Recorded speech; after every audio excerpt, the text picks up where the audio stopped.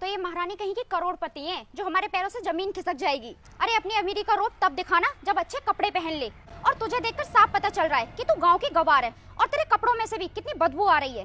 पता नहीं कितने दिनों से नहाई भी नहीं होगी। अरे यार तुम भी किससे बोल रही हो? तुम्हें इसकी हालत को देख करके नहीं लग रहा है कि ये खेतों में काम करती होगी, भैंसों का गोबर उठाती होगी? अब ये सब काम करने के बाद बेचारी के कपड़ों से तो बदबू आएगी ही। और हाँ, गांव के लोगों को ज्यादा नहाने को ही कहाँ मिलता है, बेचारे 8-8 दिनों में तो नहाते हैं वो। देखो, अगर तुम लोग शहर से हो तो इसका मतलब ये नहीं है कि तुम गांव वालों की बेइज्जती करोगे। तुम्हें कोई अधिकार नहीं है उनकी बेइज्जती करने का।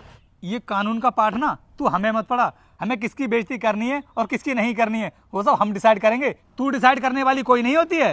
अरे हमने तुझसे 1-2 फोटो क्या निकलवा लिया, तू तो अपनी औकात ही भूल गई और अपने आप को हमसे कंपेयर करने लगी।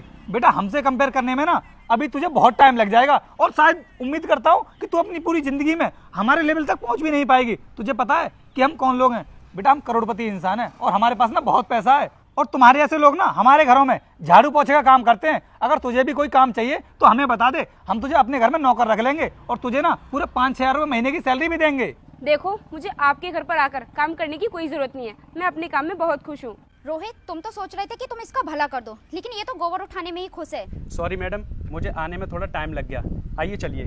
ठीक है। अरे रुकिए सर, आप इस गवार को कहाँ लेकर के जा रहे हो और कौन है ये? मैडम आप गवार किसको बोल रही हो? आप मैडम के बारे में जानती नहीं हो? मैडम यहाँ की नई IAS ऑफिसर हैं। क्या IAS ऑफिसर? यार रोहित ये क्या कर दिया हमने? यार हमको तो पता भी नहीं था कि ये यहाँ की IAS ऑफिसर हैं और हमने तो इनके साथ में बहुत बदतमीजी से बात की है। यार काजल अब क्या होगा? यार एक काम करते हैं, मैडम से माफ़ी मांग लेते हैं। सॉरी मैडम, हमको नहीं पता था कि आप इस ज़िले की नई IAS ऑफिसर हैं, वरना हम भूल कर भी आपके साथ बदतमीजी नहीं करते। क्या मैडम इन लोगों ने तुम्हारे साथ बदतमीजी की है? मैडम आप बोलो तो इन्हें ले जाकर थाने में डाल दूँ? अरे कोई बात नहीं कांस्टेबल, इनको मेरे बारे में पता नहीं था इसलिए ऐसा बोल दिया। मैडम आप कितने अच्छे स्वभाव की हैं। हमने आपके साथ कितनी बदतमीजी की, फिर भी आपने हमें ऐसे ही माफ़ कर दिया। मैंने तुम्हें इसलिए माफ कर दिया क्योंकि मैं तुम्हारी तरह बदतमीज नहीं हूँ जिस तरह तुम मेरी बेइज्जती कर रहे थे। अगर मैं चाहती तो उस वक्त तुम्हें सबक सिखा सकती थी, लेकिन फिर तुम में और मुझ में फर्क ही क्या रह जाता। लेकिन फिर भी एक बात मैं तुमसे कहूंगी, कभी भी साड़ी पहनने वाली औरत का मजाक मत बनाना।